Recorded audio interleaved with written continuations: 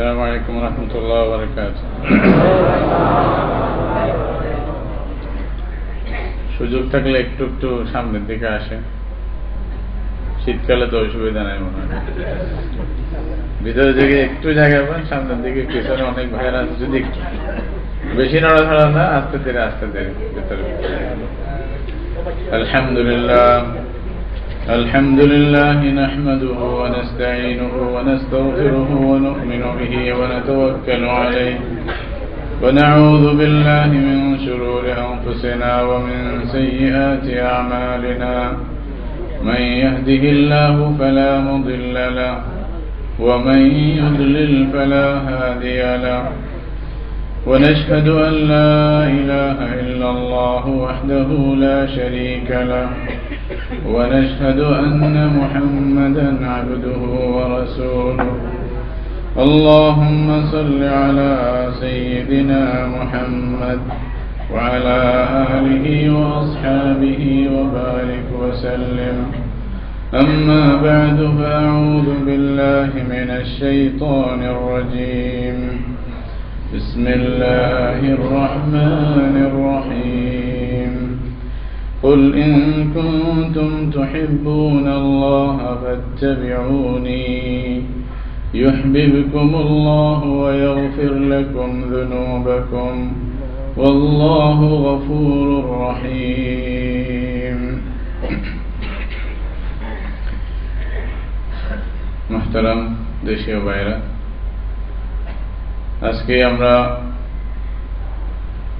রবিউল আউয়াল মাস উপলক্ষে রাসূলুল্লাহ সাল্লাল্লাহু আলাইহি ওয়াসাল্লামের সিরাত সম্পর্কে যে আলোচনা শুরু করেছিলাম, ওই আলোচনার আজকে প্রায় তৃতীয় কি চতুর্থ পর্ব। এই পর্বে আমরা যে বিষয়টি হয়তো আপনাদের সামনে তুলে ধরার চেষ্টা করব, এটা হলো রাসূলুল্লাহ সাল্লাল্লাহু আলাইহি ওয়াসাল্লামের পরিচয় পাওয়ার পরে, ওনার ব্যাপারে জানার পরে এবং ওনার যে হকুক আমাদের উপর আছে, যে অধিকার উনি আমাদের থেকে পাওয়ার আছে, সেই অধিকারগুলো কি, এ বিষয়ে হয়তো কিছু আলোকপাত করব। এর আগের পর্বগুলোতে আপনাদেরকে বলা হয়েছে আসলে রাসূলুল্লাহ সাল্লাল্লাহু আলাইহি ওয়াসাল্লামের ভালোবাসা বা প্রেম বলতে কি বোঝায় এবং আমরা কিভাবে সেই ভালোবাসার প্রকাশ করতে পারি এবং বাস্তবে ভালোবাসাটা জিনিসটা কি, এটা আপনাদেরকে বলার চেষ্টা করেছি। আল্লাহ রাব্বুল আলামিন যদি তৌফিক দেন, তাহলে ইনশাআল্লাহ আজকে রাসূলুল্লাহ সাল্লাল্লাহু আলাইহি ওয়াসাল্লাম আমাদের থেকে কি হক পাওয়ার আছে ওনার, সে বিষয়ে কিছু আলোকপাত করব। তো মোটামুটি কয়েকটা হকের কথা যেরূপ কোরআন হাদিস থেকে বুঝে আসে আপনাদের সাথে শেয়ার করব ইনশাআল্লাহ। এটা মনে রাখবেন, তাহলে অন্তত বুঝতে পারবেন যে আমার নবী আমার থেকে কি পাওনা আছে, আমি সেই পাওনা ওনাকে দিছি কিনা। কি বলেন, ঠিক না? যদি আমি জানি না যে উনি আমার থেকে কি পাবেন, একে অপর থেকে অনেক সময় হয় না যে আমি কর্জ দিতে হবে, যদি আমার জানাই না থাকে যে কয় টাকা দিতে হবে, তাহলে কি দেব? বুঝে আসেন না? কোথাও কোথাও আমার 100 দিনার দিতে হবে, এটা যদি জানা থাকে তো যেমনি হোক, আস্তে ধীরে হোক, অন্তত আমার মনে থাকবে যে হ্যাঁ উনি আমার থেকে 100 দিনার পাবে, ফেরত দিতে হবে আমার। তো সেই হিসাবে জানার পরে আসে মানা, ঠিক তো? এরপরে যদি জানার পরে না মানেন, হয়তো আল্লাহ রাব্বুল আলামিন আপনাকে আমাকে কিয়ামতের দিন প্রশ্ন করবে, জানার পরে কেন আদায় করো নাই, এটা প্রশ্ন করবে। যেরকম হাদিসের মধ্যে আছে, কিয়ামতের দিন আল্লাহ তাআলা নিজের বান্দাদের থেকে 5টি প্রশ্ন করবে। এই 5টি প্রশ্নের উত্তর যতক্ষণ দিতে পারবে না, ততক্ষণ কোনো বান্দা আল্লাহর সামনে থেকে নিজের কদম সামনের দিকে বাড়াতে পারবে না। এক হাদিসের মধ্যে রাসূল সাল্লাল্লাহু আলাইহি ওয়াসাল্লাম বলতেছেন, লা তাজালু কদমা ইবনি আদম হাত্তা ইউসআলা আন খামস আন উমরিহি ফীমা আফনাহু ওয়া আন শাবাবিহি ফীমা আবলাহু ওয়া আন মালিহি মিন আইনা ইকতাসাবাহু ওয়া ফীমা আনফাকাহু ওয়া আন ইলমিহি মাযা আমিলা ফীমা আলিম। এই যে হাদিস, এখানে 5টি বিষয় বলা হয়েছে। রাসূলুল্লাহ সাল্লাল্লাহু আলাইহি ওয়াসাল্লাম বলতেছেন, কিয়ামতের দিন কোন বান্দা আল্লাহ রাব্বুল আলামিনের সামনে থেকে 2 কদম সামনে বাড়াতে পারবে না যতক্ষণ এই 5টি প্রশ্নের উত্তর না দিবে। 5টি প্রশ্ন সম্পর্কে তাকে জিজ্ঞাসা করা হবে, এই 5টি প্রশ্নের উত্তর দিতে হবে। এই উত্তর দিলে তারপরে সামনে যাইতে পারবে, না হলে আল্লাহ সামনে যেতে দিবে না। সবাই, আমি আপনি যারাই আছি, যে ভাষার আসি, সব ভাষার আসলে সৃষ্টিকর্তা কে? আল্লাহ তাআলা। আল্লাহ সব ভাষা বুঝেন, সব ভাষা জানেন, আল্লাহ সৃষ্টি করছে।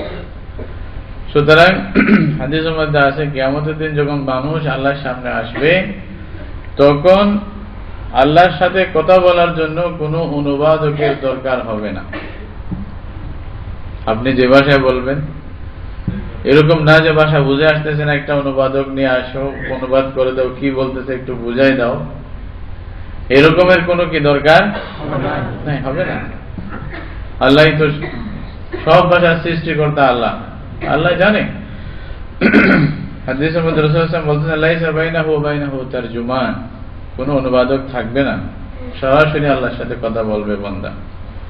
এবং এই অবস্থা থেকে কেউ বাঁচতে পারবে এরকম যদি মনে করে, তাহলে মহা ভুলের মধ্যে আছে।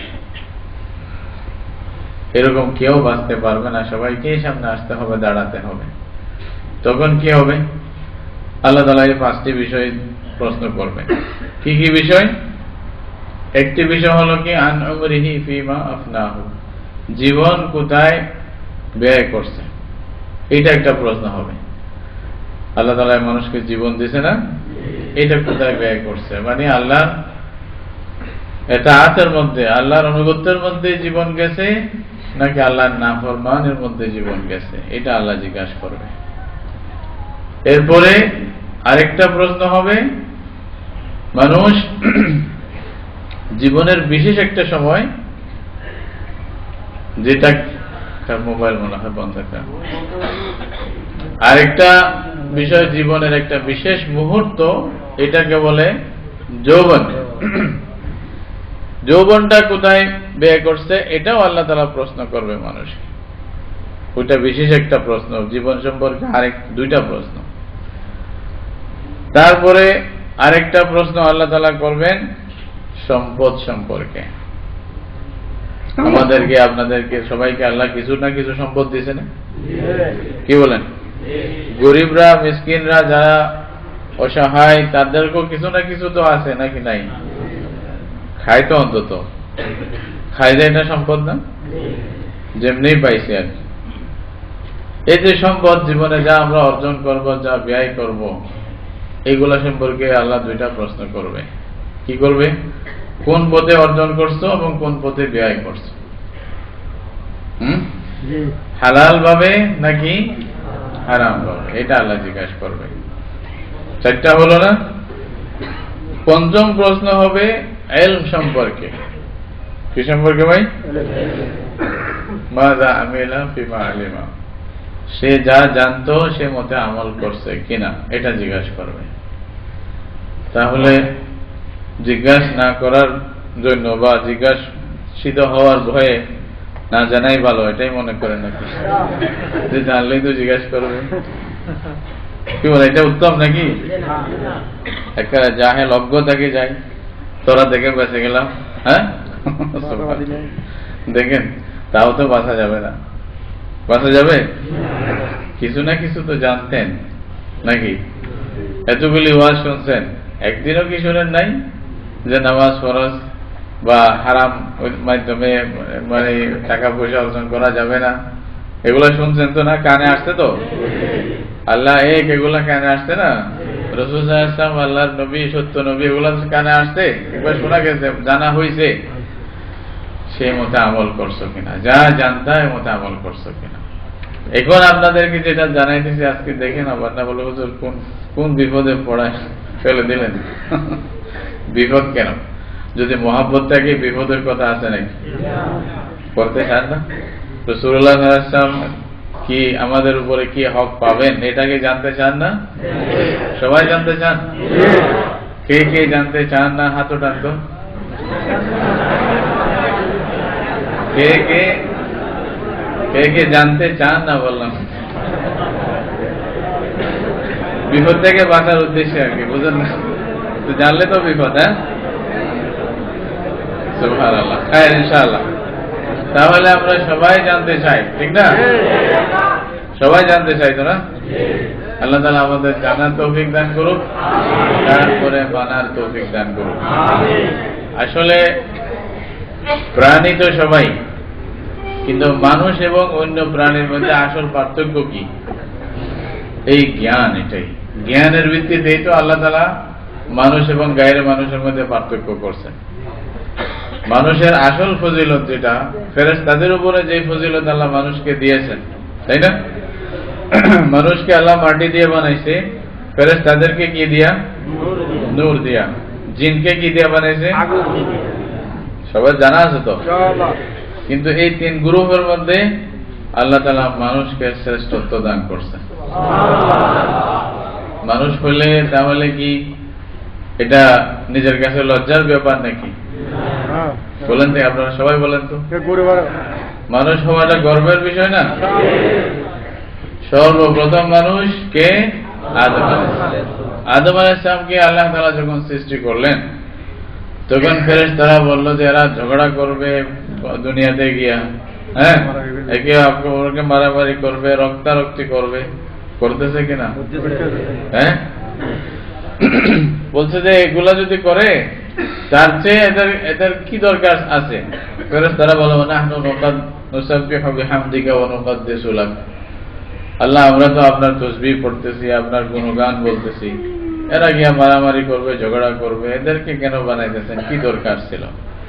তখন আল্লাহ তাআলা মানুষকে যে সবার উপরে মর্যাদা দান করছে, ওইটা প্রমাণ করছে এলেমের মাধ্যমে। কিসের মাধ্যমে? মানে ফেরেশতারা বলছে তোমরা খালি তাসবিহ পড়লে কি হবে? জ্ঞান তো এদের কাছে আছে, তোমাদের কাছে সেই জ্ঞান আছে নাকি? আল্লাহ তাআলা এটা ওয়াল্লামা আদম আল আসমা, মানুষের জন্য কত বড় গর্বের বিষয়। মানুষের সর্বপ্রথম শিক্ষক কে? মানুষের সর্বপ্রথম শিক্ষক হলো আল্লাহ রাব্বুল আলামিন নিজে। আদম সর্বপ্রথম মানুষ, আদমকে শিক্ষা কে দিয়েছেন? আল্লাহ। তাহলে মানুষ সরাসরি আল্লাহর শাগির্দ। কার? আল্লাহ। আরে বাবারে, সর্বপ্রথম মানুষ আদম, আল্লাহ নিজেই শিক্ষা দিয়েছেন। কোরআন বলতেছেন ওয়াল্লামা আদামাল আসমাআ কুল্লাহা, আল্লাহ তাআলা আদমকে সমস্ত জিনিসের নাম শিক্ষা দিয়েছেন। তারপরে সুম্মা আরাদাহুম আলাল মালায়েকা, ফেরেশতাদের কাছে পেশ করলেন, ডাকিয়া বললেন যে فقال أنبئوني بأسماء هؤلاء إن كنتم صادقين। তোমরা যদি সত্যবাদী হয়ে থাকো, তোমরা মনে করো যে মানুষ কোনো কাজের না, তাহলে দেখি এই জিনিসগুলোর নাম বলো তো, বলতে পারো কিনা? ফেরেশতারা তখন তো বলছে যে সুবহানাকা লা ইলমা লানা ইল্লা মা আল্লামতানা। এটা বলাই আসলে ফেরেশতাদের কথা, ফেরেশতাদের গুণ। কি বলবে? সুবহানাক লা ইলমা লানা ইল্লা মা আল্লামতানা। আল্লাহ, তুমি যা শিক্ষা দিছো এর বাইরে আমরা আর কিছু জানি না। আমরা এখানে অক্ষম নিজেকে স্বীকার করা, নিজে যে কিছু জানে না এটা স্বীকার করা, এটা কার গুণ? ফেরেশতাদের গুণ।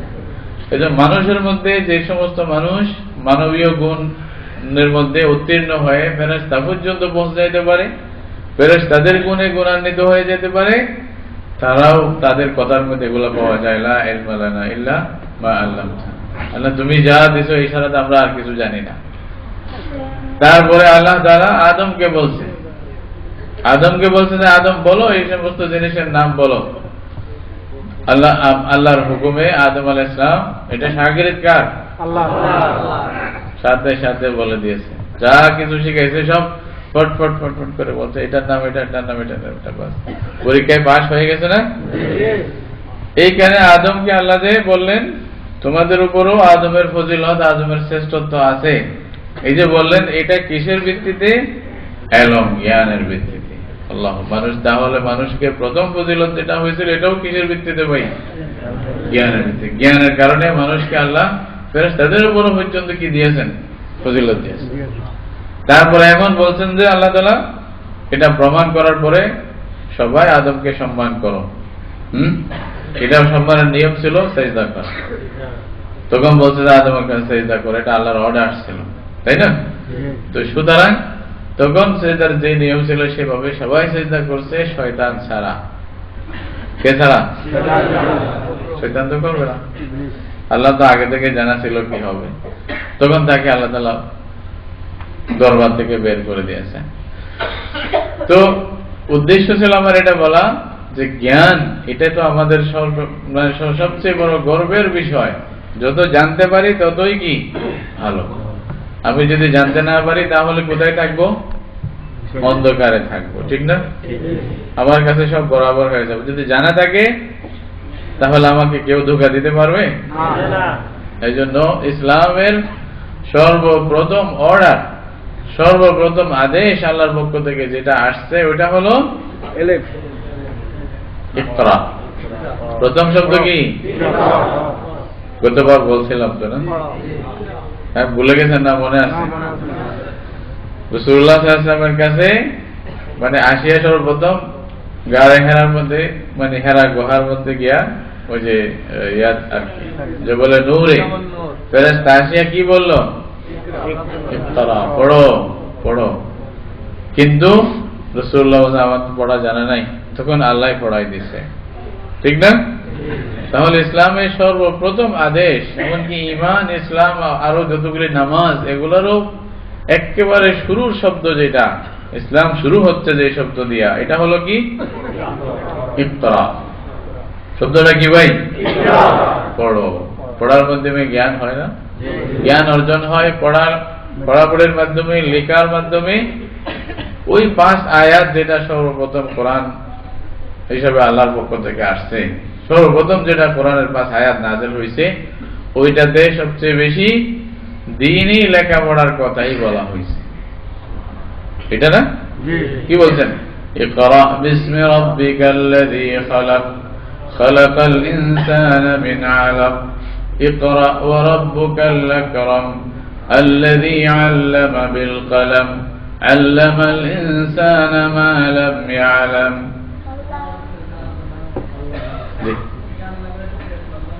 জানালা খুলে দিতে বলবো? জি, জানালাগুলো খুলে দেন, তাইলে একটু হয়তো গরম কম। গরম লাগতেছে আপনাদের? একটু খুলে দেন বলে, ঠিক আছে, যেটা ওদের নিয়ম। জি, যারা ইন্তজামিয়া বাহিনী আছে তাদের একটু সহযোগিতা করি আমরা। তো বলতেছিলাম এটাই সর্বপ্রথম যেটা আল্লাহ রাব্বুল আলামিনের পক্ষ থেকে কোরআনের যে আয়াতগুলো আসতেছে, ওই আয়াতগুলোর মধ্যে সর্বপ্রথম যে অর্ডার আমাদেরকে দেওয়া হচ্ছে ওটা হলো কি ভাই? ইকরা, পড়ো পড়ো পড়ো, তাই না? ওকে, একটু খেয়াল করে শুনেন, এদিক সেদিক খেয়াল করেন, যাদের কাজ তারা করো। সর্বপ্রথম বলা হচ্ছে পড়ো। কার নামে পড়বে? আল্লাহর নামে পড়ো, যিনি তোমাকে সৃষ্টি করছে। কোথা থেকে সৃষ্টি করছে এটা বলার পরে আবার সেম কথা, ইকরা ওয়া রাব্বুকাল আকরাম আল্লাযী আল্লামা বিল কলম। আল্লাহ কলম দ্বারা শিক্ষা দিয়েছে। কি শিক্ষা দিয়েছে? যা মানুষ জানতো না।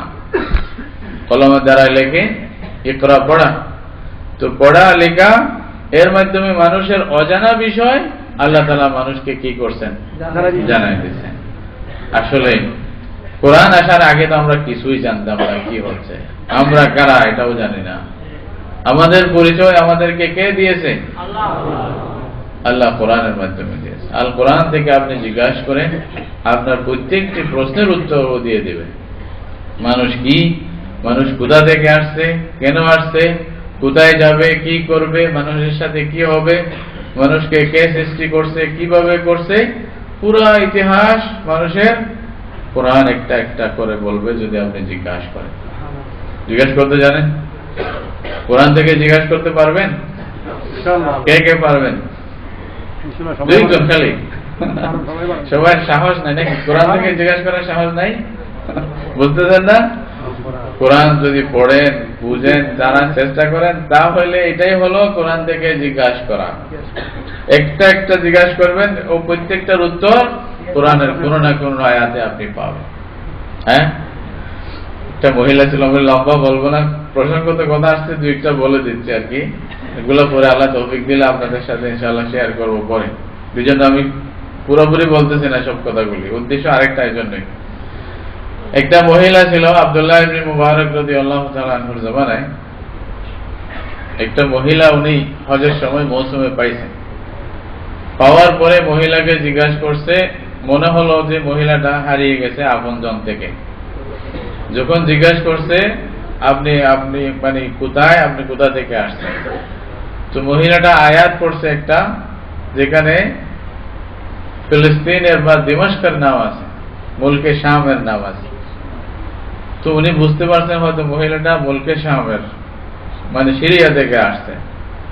তারপরে জিজ্ঞাসা করছে আপনার আত্মীয় স্বজনরা কোথায়। তো এমন ভাবে একটি আয়াত পড়ছে যার দ্বারা উনি বুঝলেন যে ওরা হারিয়ে গেছে।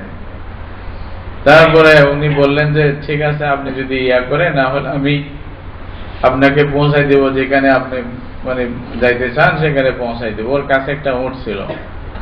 তখন উনি আয়াত পড়লেন যে আমি যেহেতু উঠে উঠবো, তুমি নিজেকে পর্দা করে রাখো, আমি মহিলা মানুষ। এটা কোরআনের একটা আয়াত পড়ছে। তখন উনি বুঝে মানে ওদিকে ফিরে থাকলেন, মহিলারা উঠছে। ওঠার পরে তারপরে উনি নাকিল দিয়া টেনে মহিলাকে ধার করে পৌঁছাইছে। তারপর বলে আপনার বাচ্চা টাচ্চা আছে? তখন কারো নাম ছিল ইসহাক, কারো নাম ছিল ইসমাইল। তো উনি আয়াতটা পড়ছে যে এইভাবে আমার বাচ্চারা আছে, বুঝতে পারছে। তারপর উনি ওখানে ঘরে গিয়া ওই মহিলাকে ঘরে পৌঁছাইছে। পৌঁছানোর পরে ওর বাচ্চাদের সাথে সাক্ষাৎ হয়েছে। সাক্ষাৎ হওয়ার পরে আব্দুল্লাহ ইবনে মুবারক রাদিয়াল্লাহু তাআলা আনহু জিজ্ঞাসা করলেন, ওর মানে ইয়া থেকে, বাচ্চাদের থেকে জিজ্ঞাসা করছে, বলছে যে তোমার মা এই যে কথাই বলতেছে না, যা জিজ্ঞাসা করা হয় একটি আয়াত পড়ে, যাকে যাই প্রশ্ন করেন একটি আয়াত পড়বে, যার দ্বারাই ওনার আশেপাশের লোকেরা বুঝবে ওনার কি দরকার। এটা অভ্যাস হয়ে যায় না? তো বলছে যে তোমার মা এই অবস্থা কবে থেকে? উনি কি কোনো কথাই বলে না?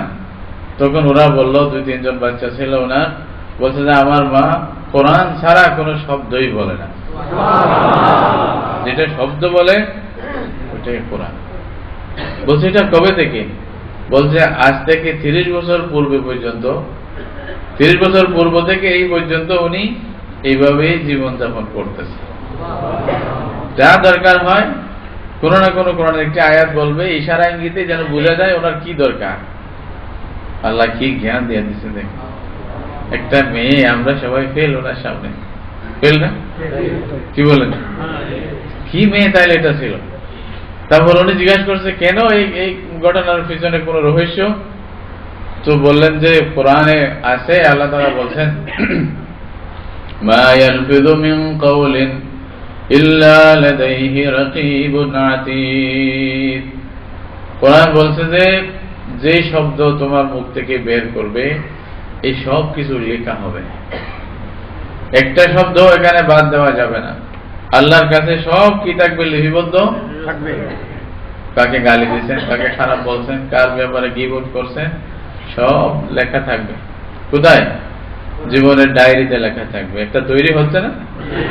কোথায়?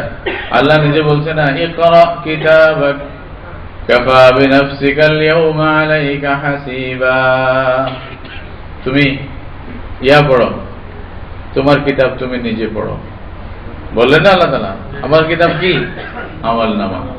যেখানে ছোট থেকে ছোট বিষয় বাদ যাবে না, বড় থেকে বড় বিষয়ও কি যাবে না ভাই, সব লেখা থাকবে, আপনি দেখতে পাবেন। তবে আল্লাহর যদি রহমত হয়, দয়া হয়, কিয়ামতের দিন আল্লাহ সবার সামনে বেইজ্জত করবেন না, যদি আল্লাহর দয়া হয়। বুঝেন না? আল্লাহ বলবেন যে দুনিয়াতে তোমার এতগুলি দোষ আমি মানুষের সামনে লুকায় রাখছি, গোপন রাখছি, আজকে তোমাকে বেইজ্জত করবো না, আজকেও গোপন রাখবো। কত বড় মেহেরবান, কত বড় দয়ালু, কত বড় সত্তারুল আয়ুব, মানুষের দোষকে আল্লাহ ঢেকে রাখে। এটার মধ্যে আল্লাহ রাব্বুল আলামিনের কত যে রহস্য আছে। যদি আল্লাহ সবাই দোষ মানুষের সামনে করে দিতেন, আমরা কেউ একে অপরকে মুখ দেখানোর মতো অবস্থা থাকতো? আমি কে আমি জানি না? প্রত্যেকে বুঝেন আমি কে আমি জানি। আমার জীবনের এই যে সিনগুলো একটা একটা করে দেখানো হলে আমি অন্তত চাইবো না যে আমার জীবনের সিনগুলো আমার বাচ্চা, মা বাপ দেখুক, ভাই দেখুক। কি বলেন? এরকম অবস্থা আমাদের সবাই। আল্লাহ রাব্বুল আলামিন কত দয়া যে সব গোপন করে রাখছে। কারো গোপন বিষয়ের উপরে আরেকজনকে আল্লাহ তাআলা জানার মতো এরকম সুযোগ দিচ্ছেন না। অনেক গোপন থাকছে। হয়তো দুই একটা ঘটনা হইলে মানুষের কিয়ামত হয়ে যায়, দুই একটা ঘটনা প্রকাশ পাইলে মানুষের কিয়ামত হয়ে যায় না? কিন্তু দেখেন এরকম হাজারো আছে যেগুলো আল্লাহ তাআলা লুকায় রাখছে। এই আল্লাহর শুকরিয়া আদায় করা দরকার না? কি বলেন? এই মহান রবের শুকরিয়া আদায় করা দরকার না? তো যাই হোক, এই যে কোরআনের আয়াত পড়ার পর থেকে এই মহিলাটা এটা দৃঢ় প্রতিজ্ঞা করছে যে আমার জুবান থেকে আজকে থেকে কোরআন ছাড়া কিছু বের হবে না। কিয়ামতের দিন যদি আমলনামা আল্লাহ দেখান, আমার আমলনামাতে কোরআনের আয়াতই থাকবে, আর কিছু যেন না থাকে। কি হিম্মত! একটা মেয়ের হিম্মত যদি এতটুকু হয়, আল্লাহকে যদি আমরা বলি আমরা সুযোগ পাই নাই কোরআন পড়ার জন্য, দেখার জন্য, বোঝার জন্য, আল্লাহ যদি এই মেয়েটাকে নিয়ে আসে, বলেন চিন্তা করেন একটু। ওইটা কোনো সাহাবী না, তাবী না, তবে তাবী কিছু না, আমার নবী না, রাসূল কেউ না, আমাদের মতো সাধারণ একজন পুরুষও না, একটা মেয়ে। যদি আল্লাহ বলে যে এই পারছে তুমি পারো না কেন? ওর বাচ্চাও তো ছিল, ওর পরিবার ছিল, কোন জবাব আছে ভাই? কোন জবাব নেই। জ্ঞান কিভাবে অর্জন করে এটা একটা মিসাল দিলাম আপনাদের, একটা খালি একটু বুঝাইলাম কিভাবে। তো এই দ্বীনি জ্ঞানের কারণে মানুষের মর্যাদা হয়, যার কারণে আল্লাহ তাআলা সর্বপ্রথম ইসলামের সর্বপ্রথম হুকুমই হলো জ্ঞান অর্জন কর। রাসূলুল্লাহ সাল্লাল্লাহু আলাইহি ওয়াসাল্লাম কি বলছেন? তালাবুল ইলমি ফরিদাতুন আলা কুল্লি মুসলিম। সমস্ত মুসলমান নরনারী যারাই আছে সবার উপরে জ্ঞান অর্জন করা এটা কি ফরজ। সবাই হুজুর হইতে হবে এখন বলতেছে না, এদিকে ফরজ বলছে, আবার না বললে কেমন হয়? ভয় পাইতেছেন নাকি? হুজুর হইতে হবে এক হিসাবে, বুঝেন? সবাইকে যে মাদ্রাসার মতো 12 বছর লাগাইয়ে বা 16 বছর লাগাইয়ে দৌড়া পড়তে হবে এটা না, কিন্তু জ্ঞান অর্জন করতে হয়। কি আপনি যেই কাজ করতে যাবেন মুসলমান হিসাবে ওই কাজটা কিভাবে সরঞ্জাম করবেন, আপনি আঞ্জাম দিবেন, এই জ্ঞান আপনি লাভ করতে হবে, এটা ফরজ। এটা থেকে আপনাকে মুক্তি দেওয়া যাবে না। আপনি উযু করতে যাবেন, উযুর জ্ঞানটা আপনাকে লাভ করতে হবে। হুজুর কেমনে উযু করে, উযু তো জানি না, উযু কেমনে করবে এটা আমাকে জ্ঞান অর্জন করতে হবে, তখন গিয়ে আপনি উযু করতে পারবেন, ঠিক না? না হয়তো হুজুর সবসময় আপনার সামনে জীবনের সাথে লাগিয়ে থাকবে নাকি? কি বলেন? যখনই দরকার হলো হুজুরকে জিজ্ঞাসা করবো, ওই জ্ঞান নেবেন, হ্যাঁ উযু ভাবে করতে হয়, তারপর আপনি নিজে অন্য জায়গায় গেলে উযু করতে পারবেন। আপনার জানা আছে আপনি ব্যবসা করবেন, একজন মুসলিম কিভাবে ব্যবসা করে এটা নিয়ম হুজুর থেকে জিজ্ঞাসা করবেন। করছি কেউ? এটা প্রয়োজনই মনে করি নাই যে এখানে আবার কি আমি ব্যবসা করব, পয়সা আসবো, দোকান দেখবো, ভালো দেখে অবস্থা পজিশনটা ভালো দেখে শুরু বিসমিল্লাহ, বেশি থেকে বেশি হুজুরকে আনিয়া বিসমিল্লাহ বলে শুরু করে দিলাম, আর হুজুরের সম্পর্ক নেই, ঠিক না? ঠিক কিনা? আর এখানে আমি প্রশ্ন পড়ে মনে রাখেন, এখানে কথার কথা এই যে ব্যবসার মধ্যে আমি কিভাবে ব্যবসা করব, এটা নিয়ম কি হবে, কিভাবে ব্যবসা করলে হালাল হবে, আল্লাহ রাজি খুশি হবে, কিভাবে ব্যবসা করলে আল্লাহ নারাজ হবে, এইটা জানার জন্য হয়তো আমি কোনো চেষ্টা করতেছি, একটা বই 2 পৃষ্ঠা পড়ার চেষ্টা করতেছি না, বা হুজুরের কাছে একটা সবক 2-3 বার বৈঠক করে এটা ঠিক করব এটা চিন্তাই করতেছি না, করতেছি নাকি? তাহলে কি করছে আমরা? জ্ঞান কোথায়? এই যে রাসূলুল্লাহ সাল্লাল্লাহু আলাইহি ওয়াসাল্লাম যেটা বলছে তালাবুল ইলমি ফরিয়দা, জ্ঞান অর্জন করা ফরজ, এটা হলো আমাদেরকে সব বিষয়ে যেটা আমি সম্মুখীন হব যেটা করার, ওইটার জ্ঞান ইলমুল হাল বলে এটাকে, ইলমুল হাল, এটাকে আমাকে জানতে হবে। আপনি সফর করতেছেন, সফরের বিষয়ে, ভ্রমণের বিষয়ে ইসলামের বিশেষ বিধান আছে, বিভিন্ন বিধান আছে, সেই বিধানগুলো আপনাকে জানতে হবে, ঠিক না ভাই? সফর করার আগে হুজুরকে জিজ্ঞাসা করবেন, হুজুর সফরের জন্য আমার কি হুকুম, নামাজ কি পুরো পড়বো নাকি অর্ধেক পড়বো, কিরকম পড়বো, কোনটা কত পড়বো? আপনি যদি মনে করেন যে সফরে তো অর্ধেক পড়ার কথা আছে, মাগরিবের নামাজেই 2 রাকাত পড়ে দিলেন, তাহলে কি হবে? হবে না। যারা জানে তারা জানে, হয়তো অনেকেই আমরা জানি না আবার এটা কি, বুঝেন না? তো সব বিষয়ে আমাকে যেটা আমি কাজের সম্মুখীন হব ওই জ্ঞান অর্জন করা আমাদের জন্য ফরজ, এটাই হাদিসের অর্থ।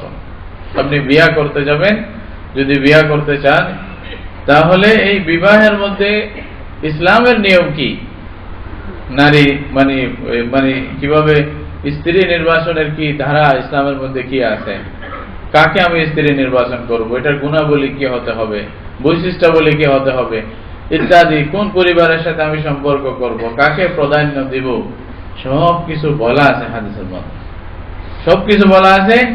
আমাদের জানার অভাব, মানা তো নাই, মানা আছে নাকি? জানারই অভাব, জানলেও তো মানে তো খুব কমই, কিন্তু জানারই তো অনেক অভাব রয়ে গেছে। তো জানলেই তো আমার মানে ফজিলত মর্যাদা যা হবে এটা জানার পরে, ঠিক না ভাই?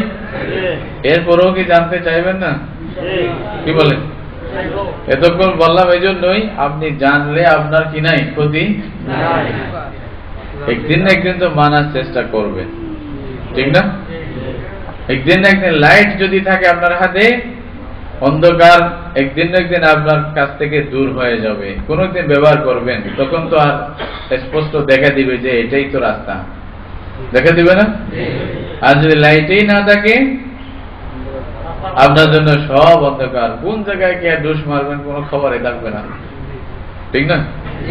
এটাই হচ্ছে আমাদের কাছে ধর্মীয় জ্ঞান নাই বিদায়, ইসলামের জ্ঞান নাই বিদায় বড় বড় শিক্ষিতদেরকে শিরিকের মাজারে গিয়ে দোষ মারতে দেখা যাচ্ছে, নাকি ভুল বলতেছি? ইসলামের সহি জ্ঞান নাই, না বলে হুজুর ওরা কি জ্ঞানহীন? হ্যাঁ, ইসলামের জ্ঞানহীন না হয়তো কেমনে করে? ইসলামের জ্ঞান নাই বিদায়, বা সেই জ্ঞান মতে আমল করতেছে না বিদায়, যেটা দেখা যাচ্ছে এটা অন্ধ হয়ে গেছে, কোন না কোন ক্ষেত্রে মূর্খতা জেহালত তাদের মধ্যে আছে, যার কারণে শিরকের মধ্যে মুবতলা হয়ে যাচ্ছে, ঠিক না ভাই? সত্য দেখাই দিচ্ছে না, বলার পরেও মানতে পারতেছে না। এই অন্ধকারকে আমাদের আস্তে ধীরে জ্ঞানের মাধ্যমে দূর করতে হবে। এই জ্ঞানের জন্য রাসূলুল্লাহ সাল্লাল্লাহু আলাইহি ওয়াসাল্লাম আল্লাহর কাছে জ্ঞানের আলোর জন্য কিভাবে দোয়া করছেন হাদিসের মধ্যে আছে। যখন রাসূলুল্লাহ সাল্লাল্লাহু আলাইহি ওয়াসাল্লাম নামাজের জন্য যাইতেন, পথের মধ্যে হাঁটতে হাঁটতে অনেক সময় দোয়া করতেন, আল্লাহুম্মা জাআল ফি কলবি নূরা ওয়া ফি সামঈ নূরা ওয়া ফি বসরি নূরা ওয়া ফি আইনি নূরা ওয়া আন ইয়ামিনি নূরান ওয়া আন শিমালি নূরান وفوقي نورا وتحتي نورا وأمامي نورا وخلفي نورا اللهم اجعلني نورا। এভাবে আল্লাহ রাসূল দোয়া করতেন। কি বলতেন? আল্লাহ আমার সামনে, আমার পিছনে, ডানে বামে, উপরে নিচে, আমার চোখে, আমার মুখে, আমার অন্তরে, আল্লাহ সব জায়গায় এলমের নূর দিয়ে আমাকে ভর্তি করে দাও। আল্লাহ রাসূল দোয়া করতেন নূরে হেদায়েত, হেদায়েতের যে নূর, আল্লাহ আমার জীবনের প্রতিটি ক্ষেত্রে সেই নূর, সেই আলো দিয়ে আমাকে আলোকিত করো। আল্লাহ রাসূল যদি দোয়া করেন, আমাদের দোয়ার দরকার নাই? রাসূলুল্লাহ সাল্লাল্লাহু আলাইহি ওয়াসাল্লামকে আল্লাহ তাআলা একটা জিনিস বেশি করে আল্লাহর কাছে চাওয়ার আদেশ দিয়েছেন। এটা সম্পদ না, মাল না, মান সম্মান না। আল্লাহ এটা বলে না যে আল্লাহ আমার মানে মান সম্মান বাড়াই দাও, আল্লাহ আমার ধন সম্পদ বাড়াই দাও। রাসূলুল্লাহকে এটা আল্লাহ শিক্ষা দেন নাই, বরঞ্চ রাসূলুল্লাহকে আল্লাহ কি শিক্ষা দিয়েছেন? ওয়াকুর রাব্বি জিদনি ইলমা। কি বলছেন? ওয়াকুর রাব্বি জিদনি ইলমা। বলেন আল্লাহ আমার জ্ঞান বাড়ায় দাও। এত বড় মহা জ্ঞানী, তারপরও আল্লাহর কাছে দোয়া করতেছে আল্লাহ আমার জ্ঞান বাড়ায় দাও। তাহলে জ্ঞানের এতই ফজিলত, রাসূলুল্লাহ সাল্লাল্লাহু আলাইহি ওয়াসাল্লাম সম্পর্কে জানতে মন চায় না? ভয়ে মন চাইতেছে নাকি যে যদি আবার আদায় করতে হয়? আদায়ও করবো ইনশাআল্লাহ, জানবো। এই তো মহব্বতের পরিচয়। কি বলেন? মহব্বত যদি থাকে জানারও চেষ্টা করব, এটা মানারও চেষ্টা করব। তাই না পরিচয় যে হ্যাঁ আমরা রাসূলকে ভালোবাসি। যতটুকু চেষ্টা করতে থাকবো, চেষ্টা করতে থাকবো। ইকবাল কোন এক বিষয়ে বলছেন, নৌমিদ না হো হামসে এই রাহবরে ফরজানা, কম কুশ তো হ্যায় লেকিন বেযৌক নেহি রাহি। নিজের কথা বলতে হয়তো আমলের মধ্যে অত বেশি বাকপটু না, বেশি পাকাপুক্ত না। বলছে আমাদেরকে আপনি নৈরাশ করবেন না। আমাদের থেকে নৈরাশ হওয়ার কারণ নাই, কারণ যদিও বা পাকাপুক্ত আমল নাই, কিন্তু একটা যোগ আছে, জানার একটা স্পৃহা আছে মনের মধ্যে। আপনাকে জানতে চিনতে খুব ভালো লাগে, মন চায়, জানার চেষ্টা করি, মানারও চেষ্টা করি, হয়তো পুরোপুরি পারতেছি না, তাই বলে নৈরাশ হবেন না। এভাবে নিজের একটা ভাব প্রকাশ করতেছে। তো কথার কথা কি আমাদের মধ্যে সেরকম স্পৃহা থাকতে হবে রাসূলুল্লাহ সাল্লাল্লাহু আলাইহি ওয়াসাল্লাম সম্পর্কে জানার।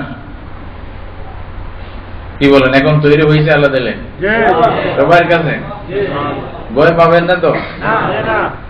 তাহলে আবার জানার চেষ্টা করি কি হক যেটা রাসূলুল্লাহ সাল্লাল্লাহু আলাইহি ওয়াসাল্লামকে আমাদেরকে দিতে হবে। আল্লাহ রাসূল আমাদেরকে থেকে দাবি করতে পারেন এবং আমরা তাকে এই হকগুলো দিতে বাধ্য। কি সেই হক? অনেকগুলি হক আছে, এটা কি গণে শেষ করতে পারবেন? যে রাসূলের এতগুলি ইহসান আমাদের উপরে, আল্লাহ তাআলার পক্ষ থেকে উনি যা পাইছেন আমাদের জন্য লুটাই দিয়েছেন সব, ঠিক না? উম্মত বলতে উনি কি বিশেষ বলছেন যে এরা ছাড়া বাকিরা আমার উম্মত না, এটা বলছেন? বরঞ্চ উনার মহব্বত উম্মতের প্রত্যেকটি ব্যক্তির জন্য ছিল। কিয়ামত পর্যন্ত যারাই এই কথা স্বীকার করবে, আশহাদু আল্লা ইলাহা ইল্লাল্লাহ ওয়া আশহাদু আন্না মুহাম্মাদান আবদুহু ওয়া রাসূলুহু, যারাই বলবে যে আমি এটা সাক্ষী দিই যে আল্লাহ ছাড়া কোনো মাবুদ নাই এবং মুহাম্মদ সাল্লাল্লাহু আলাইহি ওয়াসাল্লাম আল্লাহর রাসূল, এটা সাক্ষী দিবে, তাদের সবার জন্য রাসূলুল্লাহর পুরো মহব্বত ছিল। সুবহানাল্লাহ। তারা সবার জন্য আল্লাহ রাসূল বলছে যে এরা আমার উম্মত, এদেরকে বাঁচানোর জন্য আমার যা করা দরকার আল্লাহর কাছে আমি করে দেখব। কিন্তু শর্ত উম্মতের জন্য কি? তোমরা শিরিক নিয়ে আমার কাছে আসবে না। শিরিক অবস্থায় মরে যদি আমার কাছে আসো তাহলে আমি তোমাদের সাথে সাক্ষাৎ করব না, দেখা পাওয়া যাবে না, রাসূলুল্লাহ সাল্লাল্লাহু আলাইহি ওয়াসাল্লামকে দেখা পাওয়া যাবে। বুঝাচ্ছে কেন দেখা পাওয়া যাবে? অপরাধী, এমন অপরাধী যে এটা তো নাম কাটাই দিয়েছে, উম্মতের লিস্ট থেকে কি করে দিয়েছে? আমার না, তাহলে আমার পার্টির অন্তর্ভুক্তই তো নাই, বললাম না? অনেক কিছু আছে যে রাগ করে বলে তুমি আমার মানুষ এরকম কেমনে করলাম। অনেক সময় হয়তো রাগ আবার ঠান্ডাও হইতে পারে, ক্ষমাও করতে পারে, কিন্তু এমন কিছু বিষয় আছে এটা হলে সারা জীবনের জন্য কাট অফ হয়ে যাবে। এটা হলো কি? শিরক। শিরক যদি করে কেউ সারা জীবনের জন্য আর সম্পর্ক হবে না, ওইটার উপরে মওত হলে সম্পর্ক স্থাপন করার কোনো ব্যবস্থাও থাকবে না, মনে রাখবে। সুতরাং রাসূলুল্লাহ সাল্লাল্লাহু আলাইহি ওয়াসাল্লাম যদি আমাদের জন্য এত কিছু করতে পারে, ওনার জন্য আমরা কি করতে পারি, কি অধিকার উনি আমাদের থেকে পাইতে পারেন, দুই একটা শুনেন। আসলে এটা বলে তো শেষ করা যাবে না, বুঝেন না? উম্মতের মধ্যে অনেক উলামায়ে কেরাম, শুরু থেকে এই পর্যন্ত সাহাবায়ে কেরামদের অনেকে, তাবেঈন, তবে তাবেঈন, যুগ যুগ ধরে উম্মতের উলামায়ে কেরামরা রাসূলুল্লাহ সাল্লাল্লাহু আলাইহি ওয়াসাল্লামের উম্মতকে, আল্লাহর বান্দাদেরকে এসব কিছু বুঝাইছেন যে আল্লাহর রাসূলের হক আমাদের উপরে কি আছে। হক বুঝেন তো না? হক জিনিসটা হলো কি? এটা আমরা ইহসান করতেছি না, কি বলেন? আমরা যদি রাসূলুল্লাহকে বিশ্বাস করি, এটা রাসূলুল্লাহর প্রতি ইহসান করলাম নাকি? উনি দুনিয়ার নেতার মতো নেতা মনে করেন না, নাউজুবিল্লাহ। হ্যাঁ, ওনার সাথে এরকম কোন তুলনা নাই। এটা দুনিয়ার নেতার মতো, আমার নেতা, তোমার নেতা, বিশ্ব নবী মুস্তাফা, আমরা অনেক স্লোগান দিই না, এটা নাউজুবিল্লাহ এরকম নেতা মনে করিয়েন না, মনে করলে গুনাহ হবে। কেন? আল্লাহ তাআলা এটা মানা করছে, যেটা অন্যের উপরে। আমাদের এখন নেতা বললেই তো খারাপ লাগে না, কি বলেন? নেতারাই তো আমাদের শেষ করতেছে, কিছু মনে করেন না, অবস্থা হিসেবে বলতেছে। সঠিক পথে যদি পরিচালিত না করে তাহলে তাদেরকে বলতে হবে না এরকম, যারা দেশের চিন্তা নাই, দোষের চিন্তা নাই, মানুষের চিন্তা নাই, দেশের উন্নতির চিন্তা নাই। আমি একা বলতেছি না, আপনারাও বলতেছেন, ঠিক আছে। একমত যদি থাকেন তাহলে আমরা সবাই তো জানতেছি আমাদের সামনে স্পষ্ট কি হচ্ছে। আল্লাহ তাআলা আমাদেরকে সৎ এবং দিনদার এবং মানুষের হক বুঝে যে আল্লাহকে ভয় করে যে এরকম নেতা আমাদেরকে আল্লাহ তো দান করুক।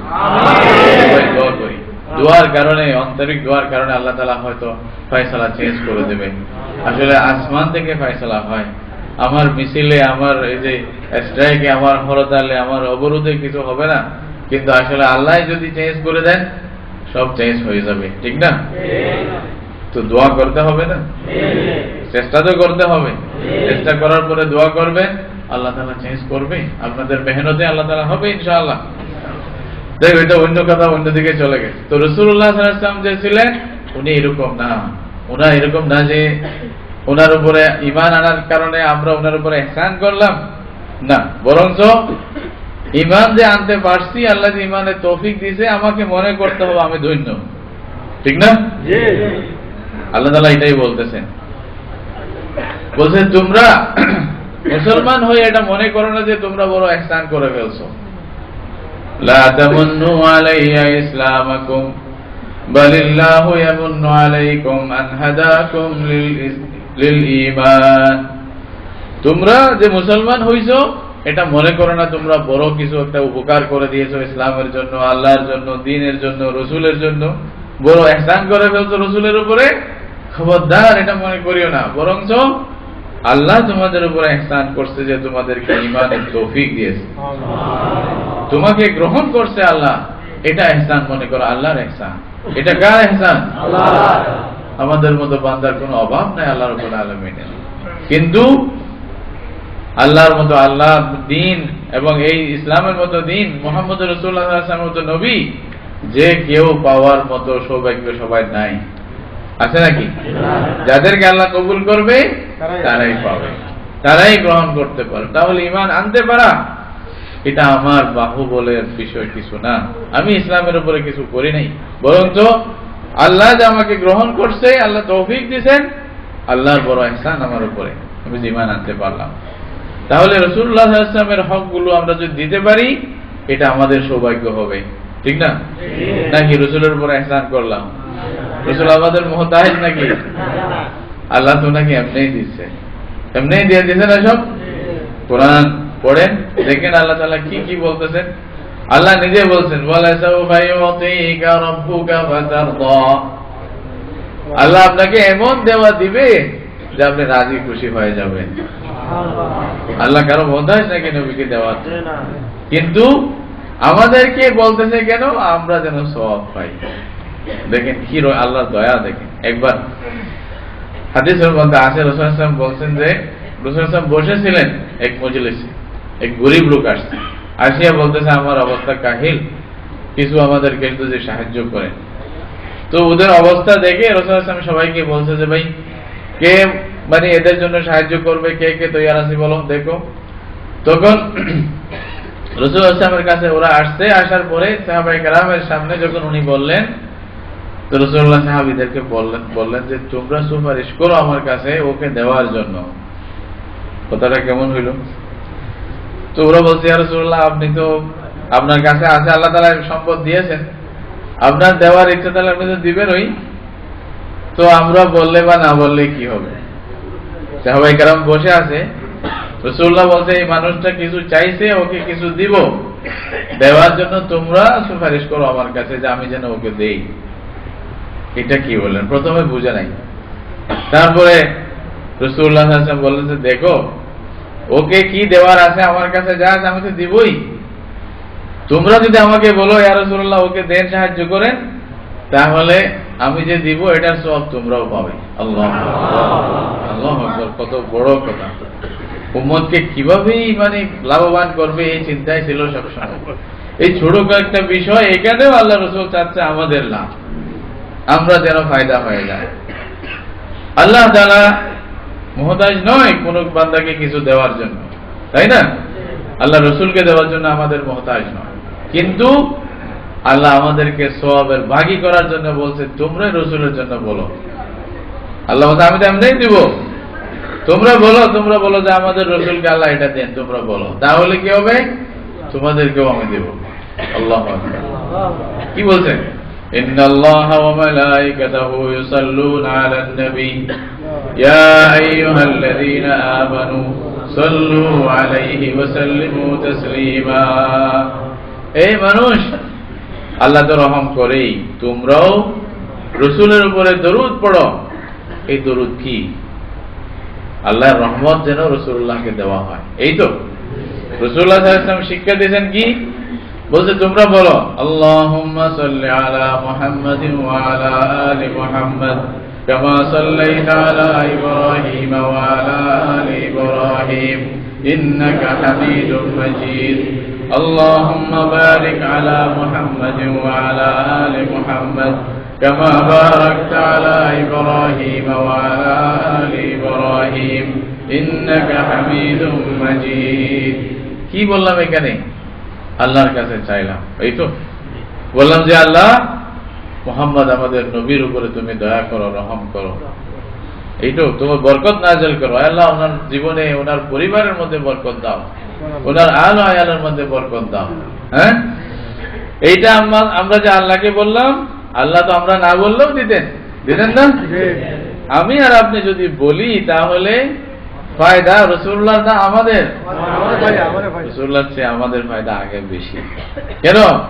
রাসূলুল্লাহ সাল্লাল্লাহু আলাইহি ওয়াসাল্লাম মান সাল্লা আলাইহি মাররাতান সাল্লাল্লাহু আলাইহি আশরা, যে ব্যক্তি রাসূলুল্লাহ সাল্লাল্লাহু আলাইহি ওয়াসাল্লাম বলতে আমার উপর একবার দরুদ পড়বে, আল্লাহ তার উপরে 10টি রহমত নাযিল করবে।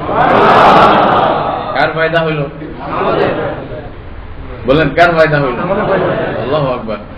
এবং বললেন যে 10টি গুনাহ আল্লাহ তাআলা তার ক্ষমা করবে, 10টি দরজা তার জন্য বুলন্দ করবে।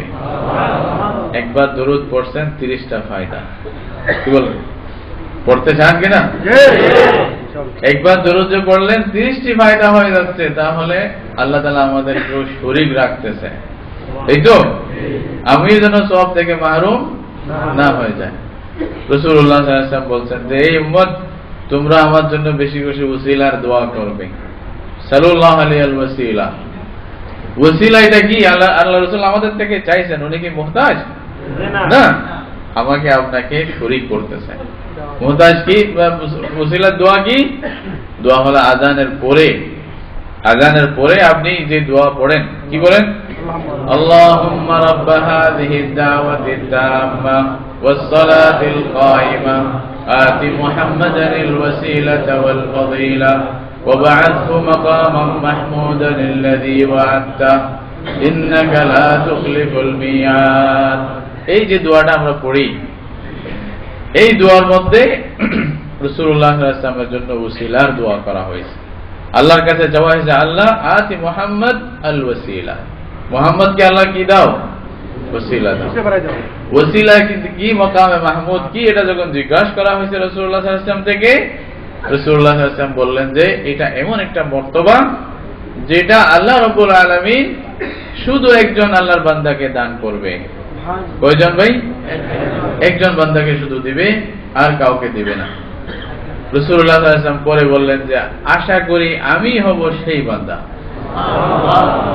এমন মর্তবা আল্লাহ তাআলা দান করবেন। তখন আমাকে যে আল্লাহ সেই মর্তবা দান করবে, তোমরা আমার জন্য ওসিলার দোয়া করো আল্লাহর কাছে। উম্মতের মধ্যে সারা পৃথিবীতে দৈনিক অগণিত মানে উম্মতের ব্যক্তিরা দোয়া করতেছে না? আযান, যেখানেই আযান শোনা হচ্ছে সবাই আযানের পরে এই দোয়াটা পড়তেছে, ঠিক না ভাই? আমরা কথা না বলি প্লিজ, কিছুক্ষণ একটু চুপ থাকি। কেউ যেন কথা না বলে একটু শোনার চেষ্টা করেন। দেখেন বলতেছে এই উসিলার দোয়া করলে এটা কি খালি রাসূলুল্লাহ সাল্লাল্লাহু আলাইহি ওয়াসাল্লাম পাইলো না আমরা পাইলাম না?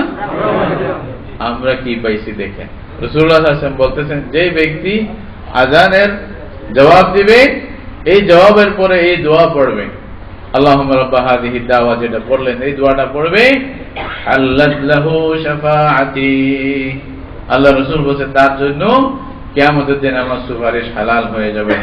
এটা কেউ অনেকে বলতেছে আমার সুপারিশ ওয়াজিব হয়ে যাবে, অর্থ এটাও হতে পারে।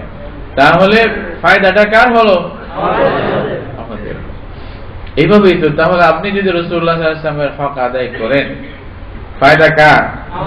এক একটা যদি ব্যাখ্যা করি তাহলে পুরাই বুঝবেন যে সব আমার জন্যই তো হলো, আমাকে আমার জন্যই করতে বলা হলো, আমি আমাকে বুঝলাম না, চিন্তাম না, বোঝার চেষ্টাই করলাম না, মনে করলাম যে না এটা তো ওনার জন্য চাওয়া হতো, আমি কেন করব, অথচ আমার জন্যই আমার থেকে চাওয়া হয়েছে, আমি অথচ এটাই বুঝি নাই, এটাই বুঝি নাই, না বুঝে উল্টা বুঝতে মানে গালি দিচ্ছে, ইসলাম বড় মুশকিল, ইসলাম বড় সমস্যা, এত কিছু করতে হয়। হ্যাঁ, ইসলাম আসলে ইসলামের দোষ নাই। একটা ঘটনা বলি আপনাদেরকে। এক বাচ্চা ছিল, ছোট বাচ্চা, তার ওস্তাদ ছিল অন্ধ। অন্ধ থাকে না অনেকে, জীবনে কিছু দেখে নেই, যে ভাই অন্ধ ছিল। বাচ্চার মা মনে করছে কি উস্তাদকে ক্ষীর খাওয়াবে। ক্ষীর বোঝেন তো না? পায়েস বলেন আপনাদের, পায়েস বানায়, দুধ দিয়ে পায়েস বানায় না, তো বাচ্চাকে বলছে যে তোমার হুজুরকে বলিও আমি হুজুরকে ক্ষীর খাওয়াইতে চাই। তো ঠিক আছে, তো বাচ্চা হুজুরকে গিয়া বলছে হুজুর আমার মা আপনাকে ক্ষীর খাওয়াইতে চায়। তো হুজুর বললো যে খুব খুশির কথা, নিয়ে আসো। কিন্তু হুজুর তো কোনোদিন ক্ষীর দেখে নাই, যে অন্ধ। তো হুজুর জিজ্ঞাসা করছে বাবা বলো তো ক্ষীর কিরকম? এখন ছোট বাচ্চা কি বুঝবে, যেটা বুঝে আসছে এটা বলতেছে, বলছে হুজুর ক্ষীর সাদা। এখন উনি তো অন্ধ মানুষ, সাদা দেখে নেই, বলছে সাদা কিরকম? বলছে হুজুর সাদা মানে দুধের মতো সাদা। এখন দুধ দুধ কিরকম জিজ্ঞাসা করছে, আমার বলছে দুধ কেমন? এখন বাচ্চা বলছে কিরে সাদা বললাম দুধ বললাম, তাও হুজুরও বুঝতেছে না। বাচ্চার দেমাগ অনেক দূরে চলে গেছে। তখন ওই যে বগলা বুঝেন তো না, যেগুলা মাছ ধরে খালের মধ্যে, নদীর মধ্যে, এটাও সাদা তো না, বক বক, লম্বা লম্বা ঠোঁট। তো হুজুর বলছে সাদা, দুধ কিরকম? বলছে বকের মতো সাদা। হুজুর হুজুর বকের মতো সাদা, বক কিরকম? এখন হুজুরের প্রশ্নের কারণে বাচ্চা যত দূরে চলে যাচ্ছে। তারপরে বাচ্চারা এভাবে দেখাইছে, হুজুর দেখেন বক এরকম। এখন হুজুর হাত দিয়ে দেখছে যে এখানে তেরা বেকরা অনেক রকম, একটা তেরা না এভাবে আঁকা বাঁকা। বলছে বাপ রে তুমি ক্ষীর আনিও না। হুজুর কেন? বলছে ও গলায় আটকে যাবে। বলছে আমি ক্ষীর খাবো না, আমি আল্লাহর রাস্তায়, তুমি আনিও না ক্ষীর। বুঝতেন কিছু? ক্ষীরের দোষ বলেন তো, ক্ষীরের দোষ নাকি? তাহলে দোষ কার? বুঝানোর দোষ। এইখানে আসল ঘটনা তাই, ইসলামের দোষ নাই, কোরআনের দোষ নাই, আল্লাহর দ্বীন শরীয়তের কোনো দোষ নাই, বুঝার দোষ। আমি বুঝাইতে জানি না বিদায় কঠিন করে দিয়েছে মানুষের জন্য, গলায় আটকে যাচ্ছে, বুঝেন না? আটকে যাচ্ছে, কি হলো কি হলো, আটকে যাচ্ছে, কাছে দ্বারা যাওয়া যাবে না। হ্যাঁ কেন ভাই? এটা আমরা বুঝাতে জানি না, যার কারণে এই সমস্যা হয়েছে। সত্যিকার অর্থে যদি দিন বুঝতে চান, দিন জানতে চান, দিন আমল করতে চান, খুবই সহজ। আল্লাহ তাআলা কোনো কঠিন দিনের মধ্যে রাখেন নাই। মা জাআলা আলাইকুম ফিদ-দীন মিন হারাজ, আল্লাহ নিজে বলতেছেন আল্লাহ তাআলা তোমাদের জন্য দ্বীনের মধ্যে কোনো কিছু কাঠিন্য, কঠিন জিনিস আল্লাহ রাখেন নাই। কেমন বলা হয়েছে? বলছে যদি নামাজের সময় হয় মসজিদ না পাও, যেখানে পাইছো পবিত্র হলে ওখানেই পড়ো। হ্যাঁ, যদি পানি না পাও মাটি দিয়া তেমন করে পড়ো, যদি খাড়া হইতে না পারো বসিয়াও পড়ো, বসতে না পারলে শুয়ে পড়ো, শুয়েও যদি না পারো ইশারা করে পড়ো। আর কি চাই? এর চেয়ে সহজ আর কি বলেন? আপনাকে বাধ্য করা হয়েছে না, দিতেই হবে তোমাকে। বলা হয়েছে নাকি? খালি নিয়ত করলেন, চেষ্টা করলেন, না করতে পারলো সব এমনি দিয়ে দিয়েছে, যা নিয়ে যাও, দিছে না? এই তো আল্লাহ রাব্বুল আল্লাহর দ্বীন এটাই। আমরা আল্লাহর দ্বীনকে বোঝার চেষ্টা করি নাই, দোষ আমাদের, ঠিক না ভাই? এটাই তো বলতে হবে, দোষ আমাদের। আমরা নিজেই বুঝি নাই যে আমার ঘরেই তো সব ছিল, আমার ঘরেই তো সব ছিল, আমি বুঝতে পারি নাই, বাহিরে আমি তালাশ করতেছি। কেমনে পাবো? পাওয়া যাবে? পাওয়া যাবে না। নিজের ঘরের মধ্যে আবার ফিরে আসে, ওখানেই তালাশ করতে হবে কি আছে, ওখানেই আমাদের সবকিছু লুকায়িত। এখান থেকে বের করতে হবে, দ্বীন থেকে, ইসলাম থেকে, রাসূলুল্লাহ সাল্লাল্লাহু আলাইহি ওয়াসাল্লামের শিক্ষা থেকে, রাসূলুল্লাহ সাল্লাল্লাহু আলাইহি ওয়াসাল্লামের চরিত্র থেকে, রাসূলুল্লাহ সাল্লাল্লাহু আলাইহি ওয়াসাল্লামের সিরাত থেকে। এটা পড়ে বুঝে জেনে আমল করতে হবে, সামনে রাখতে হবে ফটোটা। নামাজ পড়তেছি, রাসূলুল্লাহ কিভাবে নামাজ পড়তেছিল এটা নজরের সামনে রাখতে হবে। যাকাত দেব, আল্লাহ রাসূলের যাকাত দেওয়ার নিয়ম কি ছিল, নেওয়ার নিয়ম কি ছিল, এটা সামনে রাখতে হবে। বিবাহ করতেছি, রাসূলুল্লাহ সাল্লাল্লাহু আলাইহি ওয়াসাল্লাম 11টি বিবাহ করছিলেন, এটা কি নিয়ম ছিল আমাদের সামনে রাখতে হবে, তাই না? প্রত্যেকটা জিনিস রাসূলুল্লাহ সাল্লাল্লাহু আলাইহি ওয়াসাল্লামকে সামনে রেখে তারপরে আদায় করতে হবে। কি হক আল্লাহ রাসূল আমাদের থেকে পেলেন? আমি একটু কথা লম্বা করে ফেললাম আপনাদেরকে গুরুত্ব বোঝার জন্য।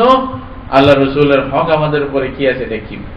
প্রথম নম্বরের হক মনে রেখে নেবার, হয়তো পরে জিজ্ঞাসা করবো কয় নম্বর বলছিলাম, জিজ্ঞাসা করার জন্য রাজি আছেন নাকি আবার ভয় পাবেন? রাসূলের প্রথম হক হলো আল্লাহ রাসূলের উপরে ঈমান আনা, বিশ্বাস করা। উনাকে, উনি যে আল্লাহ রাসূল ছিলেন, আল্লাহ তাআলা ওনার কাছে ফেরেশতা পাঠাইতেন, মিনিটে মিনিটে আরশে আজিম থেকে আল্লাহ তাআলা ফেরেশতার মাধ্যমে খবর পৌঁছাইতেন, এবং উনাকে আল্লাহ নির্বাচন করেছেন সারা বিশ্বের মানে নেতৃত্বের জন্য, দ্বীনি নেতৃত্বের জন্য, এবং দুনিয়াবী নেতৃত্ব তো নেই, ওটার পিছনে পিছনে আসে। এবং সারা কিয়ামত পর্যন্ত যত মুসলমান আছে সবার জন্য রাসূল হিসেবে আল্লাহ ওনাকে নির্বাচন করেছেন। এটাকে আমাদেরকে বিশ্বাস করতে হবে। উনি বিশ্ব নবী ছিলেন, শুধু আরবের জন্য আসেন নাই, শুধু আজমের জন্য আসেন নাই, আরবি, অনারবি, আজমি, অনাজমি যারা আছে সবার জন্য উনি সমানভাবে উনি নবী ছিলেন। উনার উপরে সবার হক সমান, ঠিক কিনা? বিশ্বাস করতে হবে, উনাকে চিনতে হবে। এই যে বিশ্বাস, ঈমান, এমন ভাবে ঈমান যে কোনো কিছু আমাদের থেকে, ওনার ঈমান থেকে আমাদেরকে যেন দূরে সরাইতে না পারে। বুঝে আসছে? সেরকম মজবুত ঈমান আনতে হবে, সাহাবায়ে কেরামের মতো ঈমান আনতে হবে। তখন আমরা হেদায়েতে থাকবো, তখনই আমরা আসলে কামিয়াব হয়ে যাব। আল্লাহ কি বলতেছেন? فَإِنْ آمَنُوا بِمِثْلِ مَا آمَنْتُمْ بِهِ فَقَدِ اهْتَدَوْا।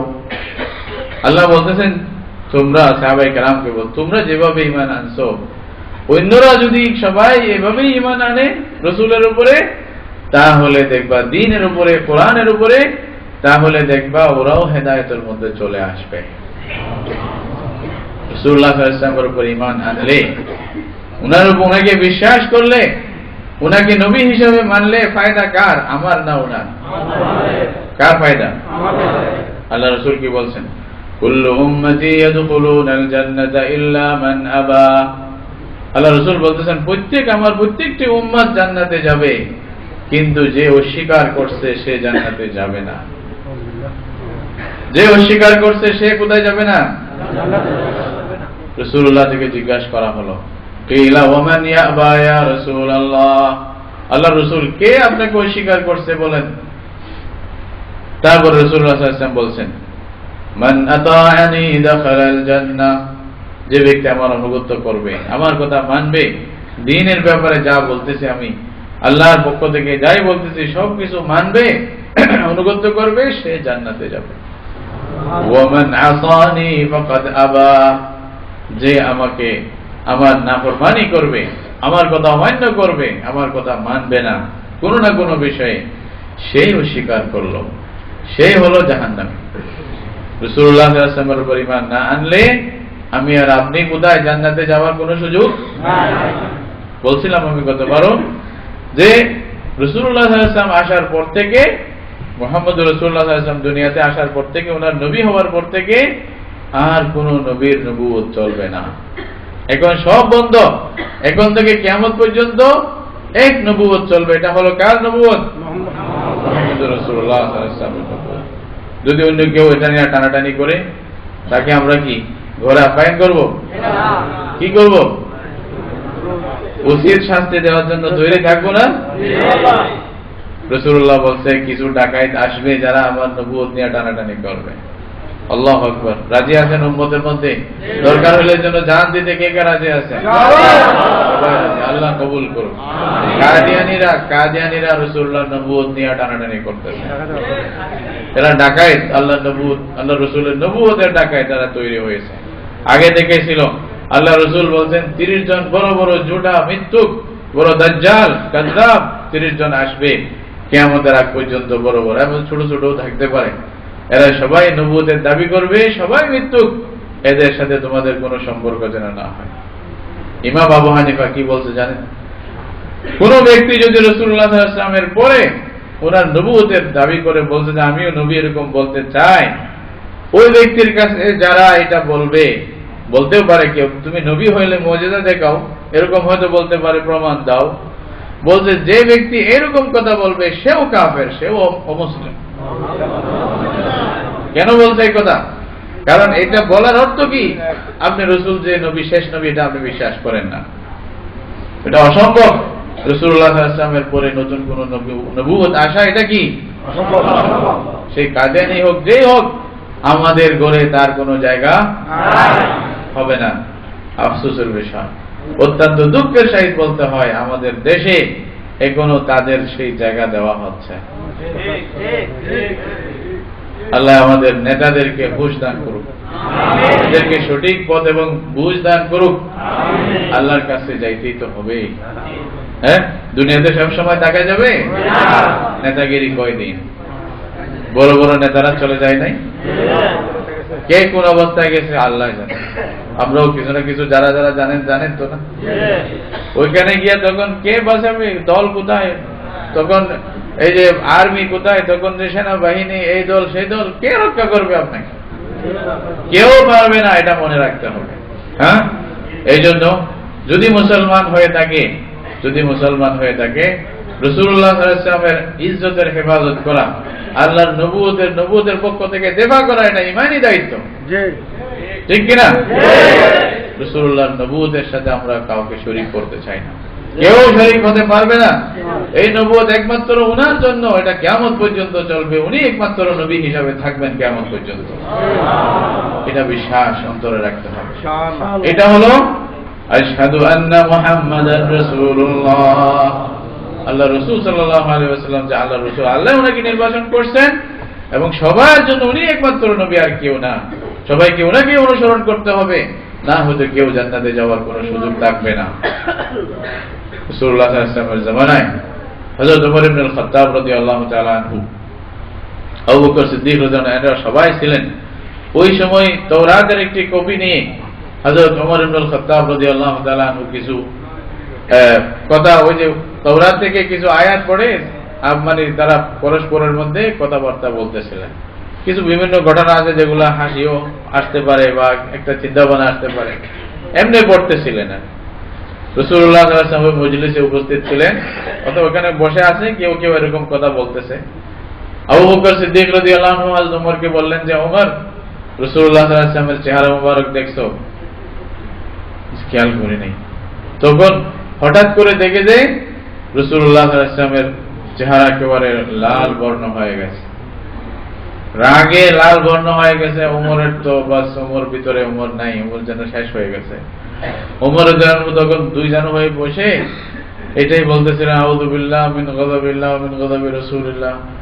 আল্লাহর পানা, আল্লাহ এবং আল্লাহর রাসূলের নারাজগি থেকে, অসন্তুষ্টি থেকে আল্লাহর পানা চাই। এটা বলতে আসেন যতক্ষণ রাসূল মুখ খুলে নেয় ততক্ষণ বলতেছিলেন। ভয়ে কি না হয় আল্লাহ জানে। ঈমান কাকে বলে দেখেন, আল্লাহ রাসূলের সম্মান কত ছিল। মানে ভুল হয়ে গেছে, ইন্নালিল্লাহ, কি করলাম আমি। হ্যাঁ, তখন রাসূলুল্লাহ সাল্লাল্লাহু আলাইহি ওয়াসাল্লাম বললেন যে ওমর, তোমাদের পূর্বের লোকেরা, মানে আগের যারা উম্মত ছিল, এদের ধ্বংস হওয়ার একটা কারণ এটাও ছিল যে তারা নিজের নবী, নিজের কিতাব বাদ দিয়ে অন্য কিছু নিয়ে ব্যস্ত হয়ে গেছিল। আমি জীবিত থাকতে তোমরা এটাই করতেছ। বলছে খবরদার, তোমাদের জন্য আল্লাহর কিতাব যথেষ্ট, কোরআন যথেষ্ট। যেখানে কোরআন আছে অন্য কিছু নিয়ে ব্যস্ত হওয়ার কোনো দরকার নেই। তারপরে রাসূলুল্লাহ সাল্লাল্লাহু আলাইহি ওয়াসাল্লাম বলছেন, ওয়াল্লাহি, আল্লাহর কসম করে বলতেছি, লাউ কানা মূসা হাইয়ান লামা ওয়াসিআহু ইল্লা ইত্তিবাই। আজকে যদি মূসা আলাইহিস সালাম জীবিত হতো, আবার ওনাকেও আজকের জামানায় আমাকেই অনুসরণ করতে হইত। আর কথা থাকে, রাসূলুল্লাহ সাল্লাল্লাহু আলাইহি ওয়াসাল্লামকে অনুসরণ না করলে, অনুগত্য না করলে নাজাতের কোনো ব্যবস্থা হবে না কিয়ামতের দিন, মনে রাখবেন। যে যাই বলুক, মুহাম্মদ রাসূলুল্লাহ সাল্লাল্লাহু আলাইহি ওয়াসাল্লামকে না মানলে জান্নাত পাওয়া যাবে না। পাওয়া যাবে না, ওনার মোহর লাগবে। আপনার সব আমলের মধ্যে মোহর কার লাগবে? এই মোহর না লাগলে আল্লাহ জান্নাত দিবে না। এটা ওনার আশার প্রত্যেকের ঘটনা বলতেছে, প্রত্যেকে এইটাই বলা হয়। এই জন্যই তো রাসূলুল্লাহ সাল্লাল্লাহু আলাইহি ওয়াসাল্লাম আসার পর থেকে কিয়ামত পর্যন্ত যতগুলি মানুষ মারা যাবে, মুসলমান হোক অমুসলমান হোক, যেই হোক, সবাইকে যে তিনটি প্রশ্ন করা হবে, ওই তিন প্রশ্নের মধ্যে এটা শেষ প্রশ্ন এটাই থাকবে, মান হাযাল্লাযী বুইযা ফীকুম, এই ব্যক্তি কে যাকে তোমাদের কাছে পাঠানো হয়েছিল, অর্থাৎ মুহাম্মদুর রাসূলুল্লাহ সাল্লাল্লাহু আলাইহি ওয়াসাল্লাম, ওনাকে চেনো? এটা জিজ্ঞাসা করা। যদি না চেনে, তাকে জাহান্নামের ব্যবস্থা করে দেওয়া। হাদিসের মধ্যে আছে না, যারা বলতে পারবে আমি আল্লাহকে চিনি, আমি দ্বীনকে চিনি, আমার রব আল্লাহ, আমার দ্বীন ইসলাম, ইনি হলেন মুহাম্মদুর রাসূলুল্লাহ সাল্লাল্লাহু আলাইহি ওয়াসাল্লাম। যারা বলতে পারবে তাদের জন্য আল্লাহ তাআলা কি ব্যবস্থা করবেন, কি বলবেন দেখেন, এই ঈমানের ফায়দা কি। তখন আল্লাহ বলবেন, আন সাদাকা আবদি, আল্লাহর পক্ষ থেকে আওয়াজ আসবে, আমার বান্দা তো সত্য বলছে, ফাআফরিশুহু মিনাল জান্নাহ ওয়া আলবিসুহু মিনাল জান্নাহ ওয়াফতাহু লাহু বাবান ইলাল জান্নাহ। বলবে যে আমার বান্দা সত্য কথা বলছে, তার জন্য তাকে জান্নাতের পোশাক পরায় দাও। কবরে কবরে কবরে পরাই দিবে আল্লাহ জান্নাতের পোশাক, এবং তার জন্য জান্নাতের বিছানা নিয়ে আসো। আমার বান্দা মাটিতে থাকবে কেন? সেই জান্নাতের বিছানার উপরেই ঘুমাবে। বলা হবে তার জন্য জান্নাতের দিকে একটা দরজা বা খিড়কি খুলে দাও, দরজা খুলে দাও, যেন জান্নাতের আবহাওয়া খুশবু সে সব সময় পাইতে থাকে। আল্লাহ আল্লাহ বলবেন যে নাম কেন মাতিল আরুস, এই বান্দা দুনিয়াতে অনেক কষ্ট করছো, এখন ঘুমাও, এমন ভাবে ঘুমাও, কিয়ামতের দিন তোমাকে যে উঠাবে, তোমার পরিবারের সবচেয়ে নিকটতম ব্যক্তি, তোমার কাছে সবচেয়ে প্রিয় ব্যক্তি যে হবে, সেই তোমাকে উঠালে যেরকম হবে, তোমার বান্দা তোমাকে ডাকার সময় তোমার অবস্থা সেরকমই হবে। আর যদি রাসূলুল্লাহ সাল্লাল্লাহু আলাইহি ওয়াসাল্লামকে না চেনেন, রাসূলুল্লাহ সাল্লাল্লাহু আলাইহি ওয়াসাল্লামের উপর ঈমান না আনা হয়, উনাকে বিশ্বাস না করা হয়, এরকম অবস্থায় মওত হয়, তাহলে জান্নাত বা কবরে গিয়ে যদি প্রশ্নের উত্তর দিতে না পারেন, যদি বলতে না পারেন উনি কে আমি চিনি না, উনি কে আমি চিনি না, এটাই বলবেন যদি না চিনেন, তাহলে তখন কি হবে? আল্লাহর পক্ষ থেকে বলে দেওয়া হবে, আনকাযাবা আবদি, সে তো মৃত্যুক, সে ভালো কাজ করে নাই, দুনিয়াতে গিয়ে সব লন্ডভন্ড করে দিয়েছে, নষ্ট করে দিয়েছে। আল্লাহ বলবে যে আফরিশুহু মিনান নার ওয়া আলবিসুহু মিনান নার ওয়াফতাহু লাহু বাবান ইলান নার, তাকে জাহান্নামের পোশাক পরায় দাও। শুরু হয়ে যাবে কবর থেকে, এবং তার জন্য জাহান্নামের বিছানা নিয়ে আসো। মাটি তো অনেক ভালো, এখানে কেন তাকে জাহান্নামের বিছানাতে শোয়াই দাও, এখন থেকে আগুন হয়ে যাবে কবর। ইন্না লিল্লাহি ওয়া ইন্না ইলাইহি রাজিউন। ফায়দা কার? ঈমান আনলে ফায়দা কার? আমাদের। না আনলে ক্ষতি কার? আমাদের। বুঝতে হবে। তারপরে আল্লাহ বলবেন যে জাহান্নামের দিকে দরজা খুলে দাও, জাহান্নামের আগুনের স্পর্শ ছোঁয়া যেন তার মধ্যে লাগে, কষ্ট পাইতে থাকে। ইন্না লিল্লাহি ওয়া ইন্না ইলাইহি রাজিউন। কি অবস্থা হবে? কত হাজার বছর কিয়ামত হবে আমরা জানি? শুরু এখান থেকে হয়ে যাবে। এই হলো ফায়দা এবং ক্ষতি যদি ঈমান না আনি রাসূলুল্লাহ সাল্লাল্লাহু আলাইহি ওয়াসাল্লামের উপরে। আল্লাহ রাসূলের সাহাবীরা জানতেন, বুঝতেন দুনিয়া ক্ষণিকের, দুনিয়া কোনো বিষয় না। এইখানে যদি এই মূল্য অমূল্য ধন আমি অর্জন করতে পারি, রাসূলুল্লাহ সাল্লাল্লাহু আলাইহি ওয়াসাল্লামের ঈমান এনে, আল্লাহর উপর ঈমান এনে এটা যদি অর্জন করতে পারি, আমার জীবন সাফল্য হয়ে যাবে। এই জীবন গেলে যাক না, তাতে কি আছে? কথা বললে তো লম্বা হয়ে যাবে, একটাতেই শেষ হয়ে যাবে। তারপরেও দুই একটা কথা বলি, কেমন এরকম ছিল, এদেরকে অনেকে মানে পয়সা দিতে চাইছে যে দিন ছেড়ে দাও, মোহাম্মদ রাসূলুল্লাহকে ছেড়ে দাও, নাউযুবিল্লাহ। ছেড়ে দিছে? ছেড়ে দিছে নাকি? দেয় নাই। রাসূলুল্লাহ সাল্লাল্লাহু আলাইহি ওয়াসাল্লামের জন্য এমনকি এই যে ঈমান ছিল, এই ঈমানের মধ্যে মজবুত ছিল, জান দিতে তৈরি হয়ে গেছে, ঈমান ছাড়তে তৈরি হয় না। বলছে মুহাম্মদ রাসূলুল্লাহ সাল্লাল্লাহু আলাইহি ওয়াসাল্লামকে ছাড়বো না। ওনাকে ছাড়লে, ওনাকে যদি ওনার তরিকা বাদ দিলে আমাদের তো কোনো উপায় নাই, নাজাত হবে না, সারা জীবন জাহান্নামে জ্বলতে হবে। আবু বকর সিদ্দিক রাদিয়াল্লাহু তাআলা আনহুর কথা আপনাদেরকে বলছিলাম, কিরকম ঈমান ছিল, কেমন বিশ্বাস ছিল। কাফেররা যখন মেরাজের সময় রাসূলুল্লাহ সাল্লাল্লাহু আলাইহি ওয়াসাল্লামকে বিভিন্ন প্রশ্ন করতেছিল চতুর্পাশে দাঁড়িয়ে, তখন আবু বকর সিদ্দিক যখন শুনলেন যে রাসূলুল্লাহ সাল্লাল্লাহু আলাইহি ওয়াসাল্লাম এই অবস্থাতে আছেন যে কাফেররা বিভিন্ন প্রশ্ন করতেছে, বারবার খুব মানে কষ্ট দিতে যাচ্ছে, তখন তাড়াহুড়া করে এসে পাশে দাঁড়িয়ে রাসূলুল্লাহ সাল্লাল্লাহু আলাইহি ওয়াসাল্লাম উত্তর দেওয়ার আগেই সাদাকতা সাদাকতা সাদাকতা, ইয়া রাসূলুল্লাহ আপনি সত্য বলছেন। কি ঈমান জানার চেষ্টাও তো করে নাই, চেষ্টা করছে? কেমন ঈমান ছিল। ইয়া রাসূলুল্লাহ আপনি সত্য বলছেন, কোনো সন্দেহ নাই, আপনি সত্য বলছেন, আপনি সত্য বলছেন। আল্লাহর এত পছন্দ হয়েছে, এটাই তো ঈমানের আলামত, এটাই তো ঈমানের আলামত। বলছে যে আল্লাহ রাব্বুল আলামিন বলছেন যে হ্যাঁ তুমি সিদ্দিক এই উম্মতের মধ্যে, তুমি সত্যবাদী, এই সিদ্দিক লকব পেয়ে গেছে। একজন সাহাবী রাসূলুল্লাহ সাল্লাল্লাহু আলাইহি ওয়াসাল্লামকে, রাসূলুল্লাহ সাল্লাল্লাহু আলাইহি ওয়াসাল্লাম জিজ্ঞাসা করছিলেন ওনাকে যে মানে একটা ঘটনায় ইসলামের নিয়ম তো হলো দুইজন সাক্ষী লাগে, ঠিক না? কিন্তু একজন বলছে যে আমি সাক্ষী দেব, ঠিক বলছে কি, কোন সাক্ষী? বলছে যে আপনি যে বলছেন এটাই সবচেয়ে বড় সাক্ষী। আচ্ছা কি সাক্ষী আছে? রাসূলুল্লাহ একজনের সাক্ষী নাফেজ করে দিচ্ছে, বল তোমার যে ঈমান, এই ঈমানটা আল্লাহ রাজি, আল্লাহ খুশি, যা এটার মধ্যেই ফয়সালা, বিশেষভাবে এটাই ফয়সালা দিয়েছিলেন রাসূলুল্লাহ সাল্লাল্লাহু আলাইহি ওয়াসাল্লাম এই ঘটনার মধ্যে। ওনার ঈমান বলছে ইয়া রাসূলুল্লাহ আপনি বলছেন, আর কি আমার আর কিছু দরকার নাই, এর চেয়ে বড় সত্য আর কি হতে পারে। আল্লাহ তাআলা কি বলছেন, যারা আপনার উপর ঈমান আনে না, আপনার উপরে উল্টা সিধা কথা বলে, এরা আসলে চিনে আপনাকে, নিজের ছেলেদেরকে যা চেনে তার চেয়েও বেশি চেনে আপনাকে, কিন্তু চেনার পরেও কি করতেছে না। রাসূলুল্লাহ যে সত্য এটা তো এমন স্পষ্ট যে আমাদের বাচ্চা সত্য কিনা এর চেয়ে বেশি স্পষ্ট হলো কোনটা, আল্লাহ রাসূল যে রাসূল সত্যই না। এখানে বিশ্বাস করতে আমাদের দ্বিধাদ্বন্দ্ব আসবে কেন? কেমন ঈমান ছিল সাহাবায়ে কেরামের। হযরত খুবাইব রাদিয়াল্লাহু তাআলা আনহুকে, হযরত খুবাইবকে কাফেররা ধরে ফেলছিল, আপনারা শুনছেন হয়তো, অনেকে ঘটনা শুনছেন। উনাকে ধরার পরে উনার জন্য যে শাস্তির ব্যবস্থা করছে কাফেররা, শাস্তির ব্যবস্থা করতে এরকম হলো যে শুলিতে লটকাবে এবং ওইখানে টর্চারিং করে মারবে, আঘাত করে মারবে, পাথর মেরে এদিক সেদিক ঘুরাবে। উনি বলছে যে, তখন হযরত খুবাইবকে বলছিল, খুবাইব আপনি যদি এতটুকুই মনে করেন, এতটুকু আপনাকে করতে হবে না, কিছু শাস্তি ভোগ করতে হবে না, এটাই বলো যে তোমাকে যেই জায়গায় আমরা রাখতেছি এই জায়গাতে মুহাম্মদকে রাখলে তুমি রাজি থাকতা, এতটুকু বলো, ছেড়ে দেব। খুবাইব রাদিয়াল্লাহু, এটাকে আসলে বললে কি রাখা হলো? রাসূলুল্লাহ সাল্লাল্লাহু আলাইহি ওয়াসাল্লাম মদিনা, ওনাকে মক্কায় ওনাকে শহীদ করা হচ্ছে, এবং হযরত খুবাইব রাদিয়াল্লাহু ওখানে ছিলেন। অনেক সময় যদি কুফর হয়, মওতকে বাঁচার জন্য কুফর বলার অনুমতিও আছে কোথাও কোথাও ইসলামের মধ্যে, যদি ঈমান ঠিক থাকে, নিজেকে জান বাঁচানোর জন্য। কিন্তু এরা আল্লাহ রাসূলের আশিক ছিলেন, আল্লাহ রাসূলের প্রেমিক ছিলেন, মহিব ছিলেন, আল্লাহ রাসূলকে ভালোবাসতেন, তাই না?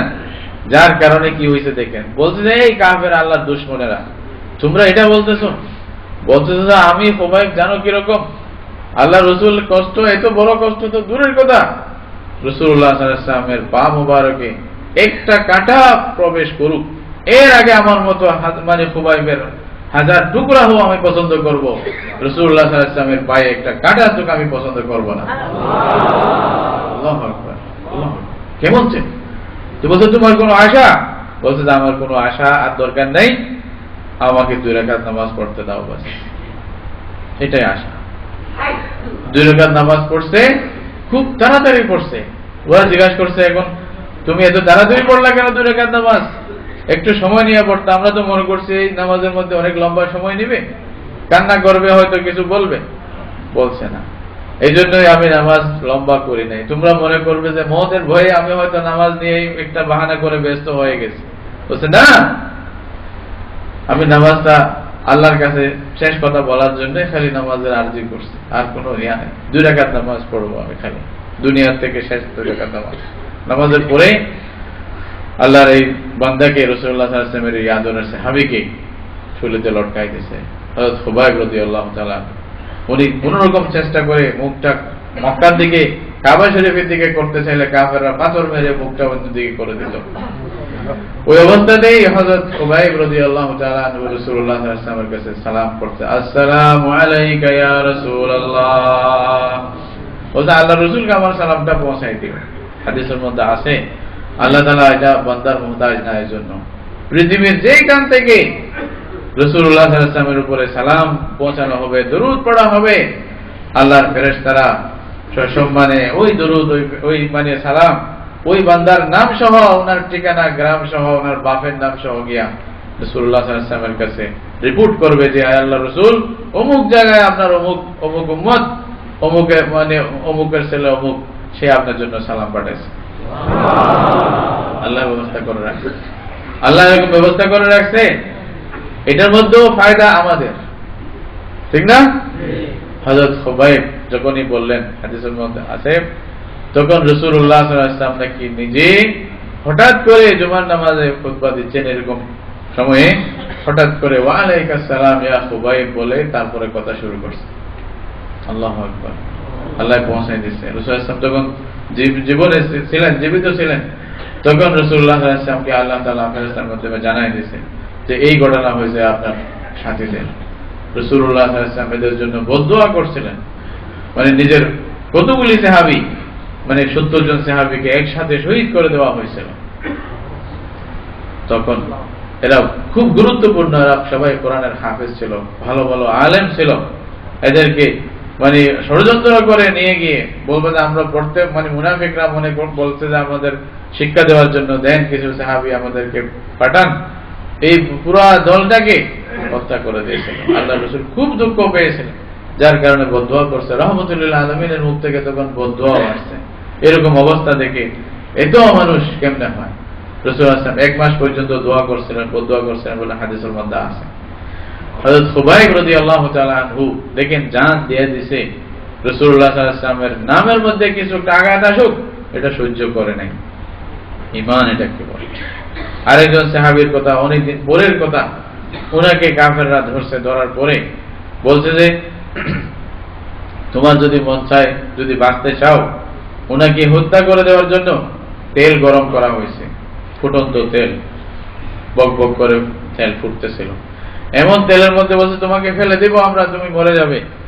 এর আগে দেখো এই স্থানে যদি তোমাদের নবীকে রাখা হতো, তুমি কি রাজি থাকবে?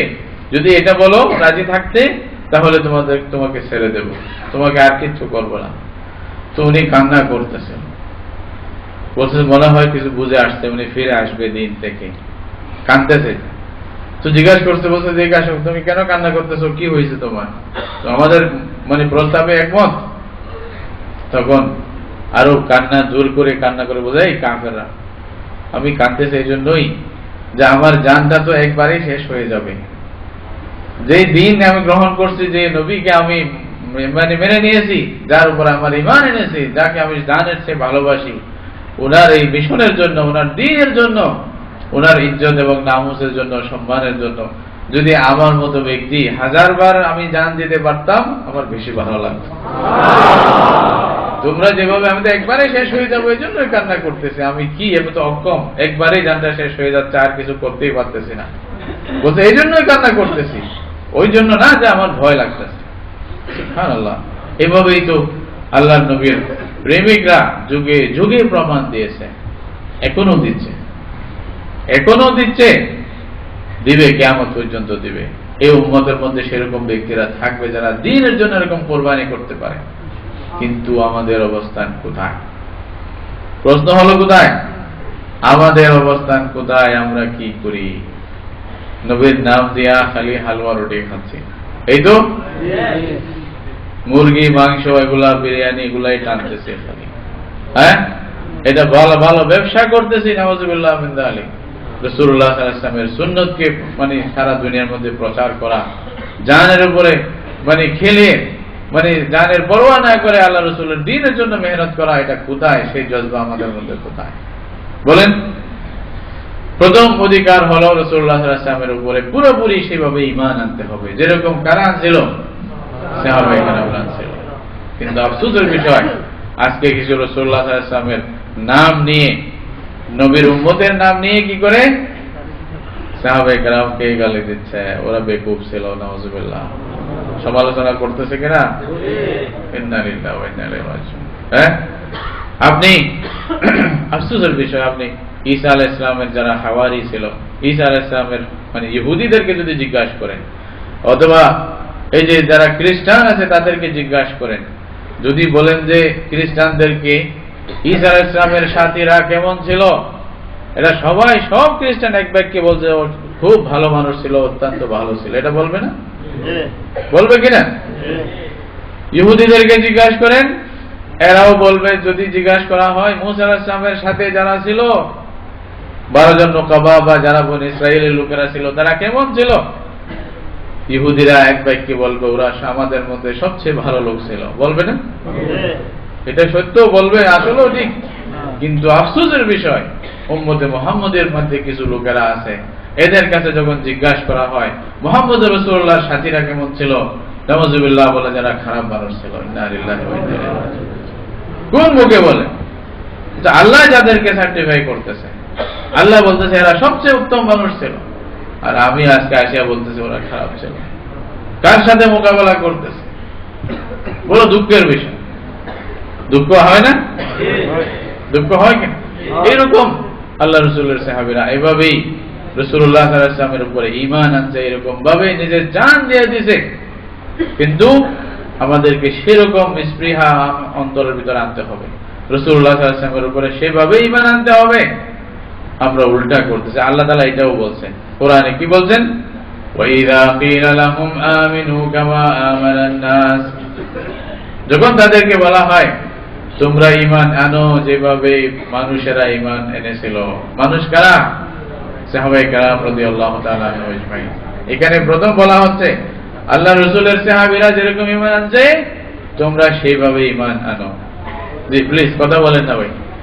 তো বলতে যে যেভাবে ঈমান আনছে সেভাবে তোমরা ঈমান আনো যখন বলা হয়, তখন মুনাফিক যারা ছিল, যারা সত্যিকার অর্থে ঈমানের আলোক মানে লোক না, তারা কি বলছে? ভাই পিছনে আওয়াজ আসতেছে, আপনারা আওয়াজ করেন না প্লিজ। কি বলছে? ক্বালু আনুমিরু কামা আমানাস সুফাহা। ইন্না লিল্লাহি। কি বলছে? বলছে আরে বেকুবদের মতো আমরা ঈমান আনবো। কাকে বেকুব বলতেছে? আল্লাহ রাসূলের সাহাবীদের। সেই জামানার মুনাফিকিনরা, মুনাফিকদের কথা বলতে গিয়ে আল্লাহ এই কথা বলছে। মুনাফিকরা বলে পুরো তো বেকুব যারা ঈমান নিয়ে আসছে, বিশ্বাস করে ফেলতেছে, নাউজুবিল্লাহ। সেই মুনাফিকের ধারা আজকেও আছে, আপনারা জানেন। এখানে অনেকেই আছে যারা রাসূলুল্লাহর সাহাবীদের উপরে কটাক্ষ করতেছে, নাম নিতেছে।